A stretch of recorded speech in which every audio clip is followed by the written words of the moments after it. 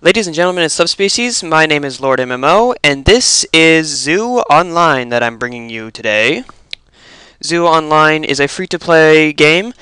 I want to call it free-to-play with benefits, but it's got an item shop, but for the most part, it's just minor buffs like an EXP buff, stuff like that. Zoo Online's story was a bit hard to follow. I'm pretty sure this is the story, but don't quote me on this. There was a war between three different nations over a great power source that ended up splitting three ways. Now, it's later, but the war is still going on because they want to get the three pieces. One nation is trying to collect the pieces that the other two nations have. I just epically botched that up. Oh well. Again, don't quote me on that story. It's I don't know, I had a hard time following this. It was originally an Asian MMO, and IGG actually brought it to America and other such places. Because of this, there are some minor hard translations. There's some issues with trying to understand what they're saying.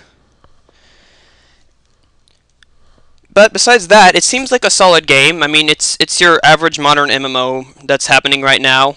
It's not as bad as Argo. It's got some originality to it, which is pretty neat. I'm going to be showing those off to you. I'm going to be showing you, this being a modern MMO, I'm going to be showing you the character creation, other stuff like that. Without further ado, I'm going to log in and show you what we're working with. Start with character creation. Alright, select a faction. Each of these factions clicking on a different faction will determine your start location, and that's pretty much it. I mean, they each have their own stories, yeah, and they're all actually really cool. Like, these guys, their belief is everything you do revolves around battle. Zune believes everything should be done mentally. That you should develop based on your thoughts. Didn't really get a chance to read through ties. But it seems like they're a race that wants nothing more than to prove how strong they are. My last character, my main character, is with Zune. I'm going to go ahead and go with Wu. Mainly because I want to see what the start location is with that.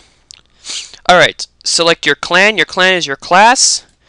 First thing, these classes are not only gender locked, they're also racial locked. This is just atrocious. This is terrible. This game absolutely destroyed any sense of immersion that it had with this setup. You cannot be a female swordsman. You cannot be a male bead fairy. You also cannot be a drow. You cannot be a drow bead fairy. Drows are specifically for summoners. I don't understand what the reason was with this. I guess they just wanted to go simplistic with it. Anyway, I'm going to go ahead and make a swordsman, because frankly that actually looks kind of cool. You get to choose your mascot, which is an animal from the Chinese zodiac. I don't see cat, lol. Let's go ahead and go with ox. Your mascot actually, in-game, every 15 or so minutes I believe, a different mascot is considered lucky. And if you talk to the warehouse owner, you can actually get buffed if you have the matching mascot. Not entirely sure what the mascot buffs do, because it's every 15 minutes. It's constantly changing, and I've yet to be in the right place at the right time. That's really all that is about. Choose your nationality. This is tricky. I go all the way down here, and as you can see, they have United States, and then they have city. Arkansas, California, Colorado, Delaware, these are not cities, these are states. And for some reason, United States falls under state. I don't know what this is, but I tried doing United States and Texas, and it wouldn't let me do it. I tried doing United States and Arkansas, California. I tried to do any of these, and it wouldn't work, so I ended up having to go with others. For face, you get a depressingly small amount of faces, actually. That's not really all that cool. You get a decent amount of hair. And you also get to change the hair color, which definitely redeemed its lack of customization, because a lot of games will have preset hair color along with preset hair, especially anime games who were not very well known for their customization. Of course, enter name.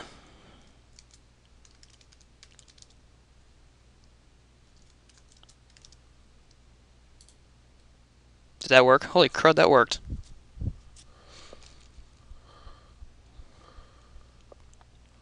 Thus begins the adventures of Swordsman Boo. Or Swordsman Bo, however you want to say it. You get this nice tutorial when you enter, lets you experiment with everything.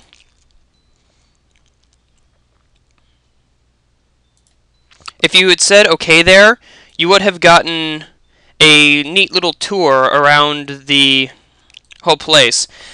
I'm going to switch to my other character real quick. In exactly 15 seconds. And I'm going to show you everything about the game. My other character is higher, obviously, so I want to show you how the game works from his point of view. Alright, sorry about that. I'm back. The logout thing actually automatically logs you out. There doesn't seem to be a... Oh, choose a character. Well, that's a absolute fail on my part. Okay, I am a Drow. Drow Summoner. I think this is a Drow anyway. Alright, let's see what quests I got. Here's a good one. Kill 18 Night Stalkers. And the Bloodstone Highlands. Pull up my map. As you can see, they got this nice little map here. You get to see everything. See if I can find some Night Stalkers. Here we go. It's these things. I don't know why it's telling me this again. It's probably because I'm lower than level 20. Quests in this game, they're the standard kill X amount, return, or kill X amount, talk to whoever. I don't want to say they're grind quests, because they're not really. Some of them are just absolutely, some of them are pretty ridiculous, but for the most part, they seem pretty on the level. Like, this only has me killing 18. What is it? Some of the quests are actually quite odd. For example, 2 of the quests I got were, one was I have to add 5 friends to my friends list, and then I have to get into a party with 2 or more. They're actually encouraging people to get into parties by effectively forcing them to do so. It's an interesting concept. Alright, being a summoner, I have, obviously, summons. So, behold, my ghost puppet. Nifty little thing, isn't it? Doesn't it look just adorable? Go kill that. See, the one thing I can't figure out with the summoners, something I find this absolutely broken, is we have these nice little guard guys to take the beatings for us, but the thing is, look at this. Look at how much damage I do. It is absolutely not necessary for me to have any sort of backup or anything. These guys just do an insane amount of damage.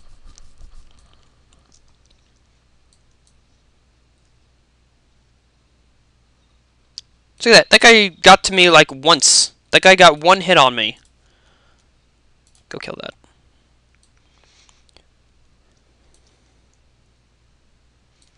This game does take a couple things from other MMOs, specifically WoW. I've noticed a couple things from WoW. For example, the summoners are pretty much warlocks. I mean, yeah, I've got my little unique summon thing, but let me pull up my spells real quick. 110 damage to a single target 3 times. 772 damage 3 times. 320 damage to a single target. Oh wait, that doesn't count. It's 378 damage to a single target 10 times. Does this seem familiar to anyone but me? The summoners are World of Warcraft's warlocks. That's pretty much what these things are in a nutshell. With the exception of the fact that I am blue, I don't really see any originality from these guys with the warlocks. I mean, this is basically a fire version of Shadowbolt. I mean, what's really cool is if you have a nuke spell like Fire Herogram highlighted, you will keep using it. You don't have to keep pressing it every time. It doesn't seem to have much of a cooldown. It only takes about 5 mana. But for the most part, I'm using this. I'm basically a warlock. Basically nothing. Just let me use my little DOT spell right here.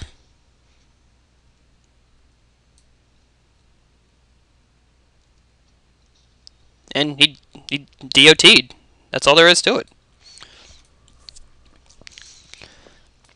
The art's really cool. I really like the art. I really like the music. The music in this game is incredible. It's really got a nice oriental theme to it. Another thing I really like, they have these random NPCs. They have these randomly scripted NPCs just walking around. They're not a threat to you or anything, even though they look like they would. Like this guy right here looks like he's ready to rip me in two, but he's actually just sort of here. It's really cool. They have a bunch of NPCs and a bunch of stuff just happening. Like, in one area, I walked up, and there was this massive NPC battle happening. I was like, well, is this supposed to be here? Am I supposed to help or something? But no, it was just a bunch of high-level NPCs just duking it out with one really big boss NPC guy, and it looked absolutely incredible. I actually ended up watching it for a good 10 minutes.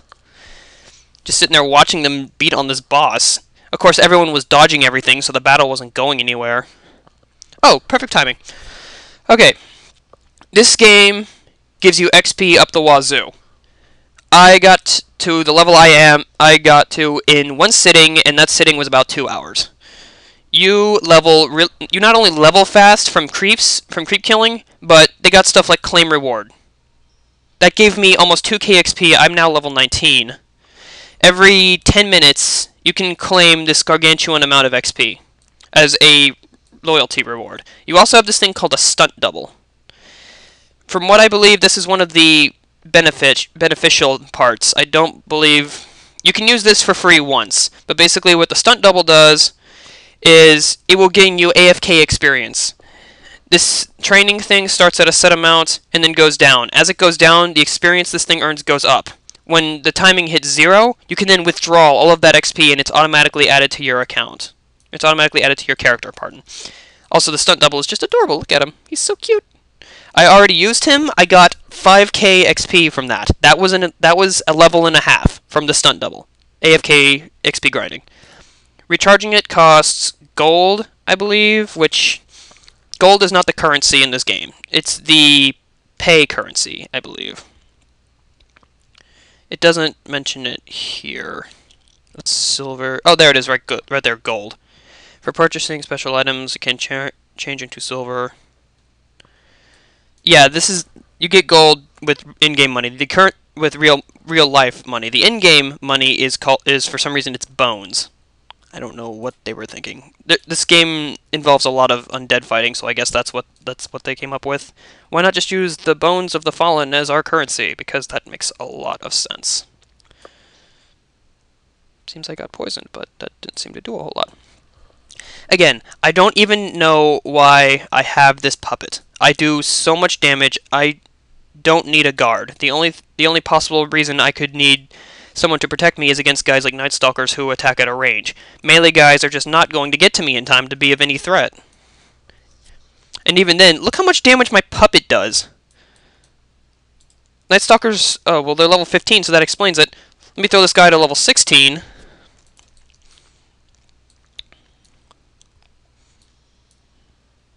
And he's still 2-hitting them. I could throw this guy at a level 18 or 19 and he'd probably still 2-hit them. The only challenge I've actually had up until this point was I had to fight a boss. And with the exception of my puppet, I was fighting him single-handedly. Only had to use about 3 of my ginseng, which is equivalent of potions. Only had to use about 3 of these things, and I killed him single-handedly, excluding my puppet. So while this game is practically forcing team play down your throat, there's no need for it with just this mass amount of damage I'm doing, and the mass amount of damage my puppet guard is doing.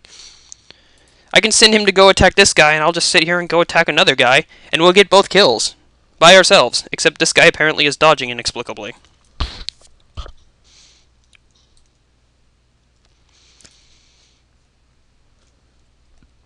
All right, for unlocking spells, it's got the skill trainer setup.